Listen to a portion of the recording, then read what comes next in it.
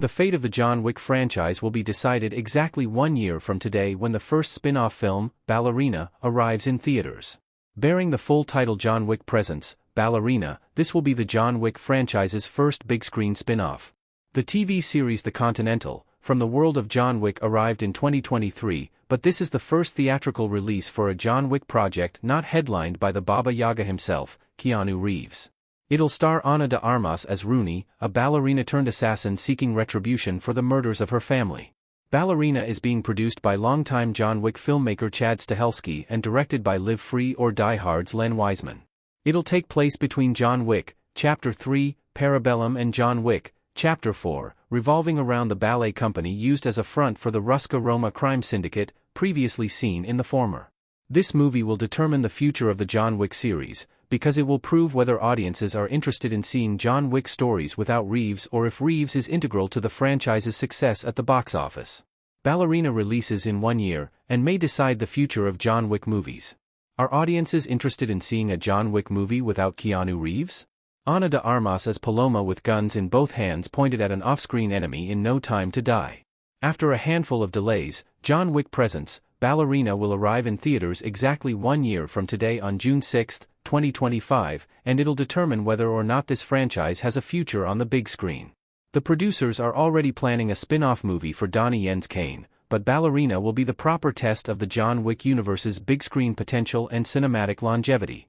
If it does well, then Ballerina could easily become its own sub-franchise, perhaps even replacing Reeves' movies as the main focus, especially since John Wick, Chapter 5 remains unconfirmed, however likely it is. The success of Ballerina would also mean that the studio would likely want even more spin-offs to follow. If it flops, however, then there's a good chance it'll have the opposite effect and halt the development of any further spin-offs. If John Wick, Chapter 5 isn't confirmed by that point, then it'll probably become a much more pressing concern for Lionsgate overnight in order to make the most of that IP with the reliable part of the brand. The Continental already flopped, so there's precedent for a John Wick spin-off's failure, but that wasn't a theatrical release. Will Ballerina be a success? All kinds of movies have struggled at the box office lately.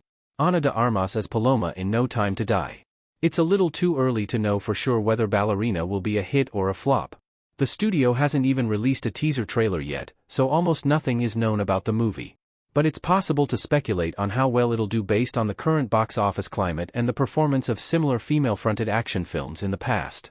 Since it's introducing a new character, it's unlikely to pull the kind of numbers that the third and fourth John Wick movies managed with Reeves at the helm. A fairer comparison would be Atomic Blonde, another John Wick-adjacent female-led action thriller. Atomic Blonde didn't score John Wick-sized blockbuster numbers at the box office, but it made a respectable enough profit for the studio to consider a sequel. Ballerina might even outgross Atomic Blonde, given its direct link to a beloved franchise and the promise of Reeves cameoing as Wick. However, box office receipts in general have been down recently. Even solid fare with big stars and strong reviews, like The Fall Guy and Furiosa, a Mad Max saga, have disappointed at the box office. John Wick 5 will probably happen regardless of Ballerina. Lionsgate wouldn't let a guaranteed moneymaker slip through their fingers. Whether Ballerina does well or not, it's safe to say that John Wick, Chapter 5 will eventually get made. The mainline series reached a natural stopping point with the heroic sacrifice that Wick made in Chapter 4, sacrificing his life to free the high table of the Marquis rule.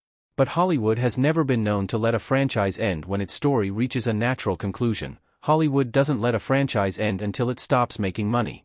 Reeves-led John Wick movies make far too much money for Lionsgate to let it end at Chapter 4. But what's important is how Ballerina's success or failure will determine the context of John Wick, Chapter 5.